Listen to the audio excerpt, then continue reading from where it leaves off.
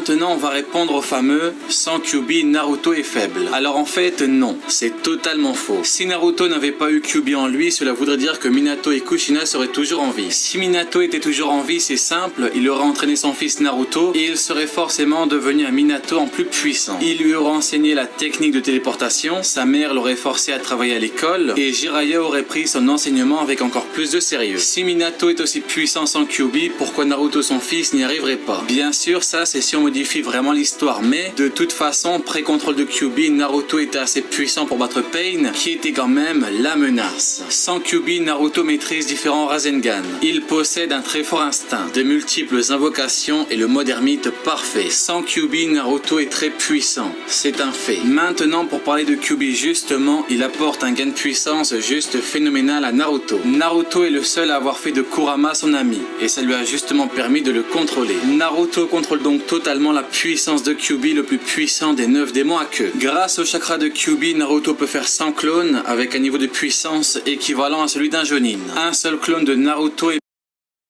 parvenu à vaincre l'un des plus puissants Kage de tous les temps. Le 3e Raikage. Naruto est plus rapide que le 4e Raikage et est devenu l'homme le plus rapide sur Terre. Naruto est également capable de se transformer en mode bijou, par conséquent ses pouvoirs sont encore plus grands. Il peut lancer des bijoux Dama équivalents au bijou Dama concentré de 5 bijoux. 5. En force brute, il a atteint un niveau supérieur à celui de 5 bijoux en même temps et a même réussi à immobiliser les 5. Naruto peut cumuler son mode ermite avec un mode chakra de Kyuubi, ce qui le rend encore meilleur. Et le pire, c'est qu'il n'avait que la moitié de la puissance de Kyuubi parce que l'autre moitié était chez Minato. Après sa rencontre avec Hagoromo Otsutsuki, donc l'ermite Rikudo, Naruto obtiendra des chakras des bijoux et des orbes de la vérité. Naruto peut donc utiliser le pouvoir de chaque bijou et ça c'est tout bonnement monstrueux. Il a toutes les capacités et toutes les caractéristiques de tous les bijoux avec en prime une possibilité de cumul avec le mode ermite. Naruto est le shinobi avec la plus grande des réserves de chakras et d'énergie vitale. Naruto c'est le shinobi par excellence, c'est le shinobi le plus puissant de tous les temps. Meilleur encore, Naruto ce n'est plus seulement 50% de Kurama mais bel et bien 100%. Et ça c'est juste totalement incroyable. Rien qu'ici il a littéralement doublé sa puissance, ce qui était déjà colossal, et en plus de ça on ajoute 50% de la puissance d'Hagoromo Otsutsuki ainsi que le chakra des bijoux. Tout ceci fait que la puissance actuelle de Naruto dépasse l'entendement. Il a atteint un niveau hors du commun et ce niveau est amplement mérité. Naruto vit.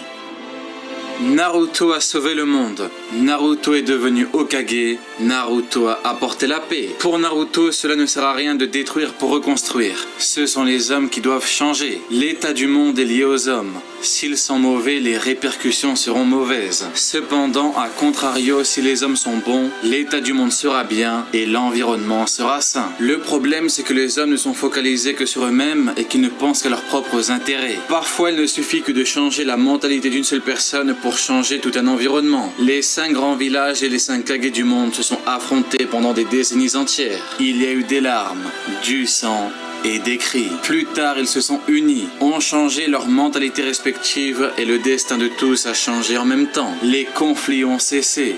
Naruto a réussi l'impossible, l'impensable, l'irréalisable. Il maintient une paix durable en tant que 7e Hokage du village de Konoha. Naruto aurait pu finir comme Obito ou encore Nagato. Il n'aurait plus qu'apporter de la destruction et de la dévastation. Cependant, Naruto a fait un choix. Croire en l'humain. Il s'est donc battu corps et âme pour réaliser le rêve d'Hashirama, Minato, Itachi ou encore Jiraiya et il a atteint ses objectifs. Naruto est un personnage complet et Naruto est une œuvre complète. Merci le studio Pierrot, merci Masashi Kishimoto, merci Naruto.